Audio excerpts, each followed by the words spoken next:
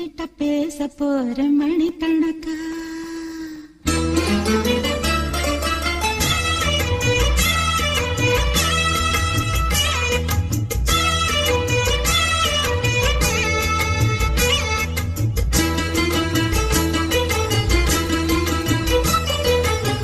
புது வளையல அரைச்சி தொண்டையில தான் நினைச்சி மாமன் கிட்ட பேச போற மணிக்கணக்கா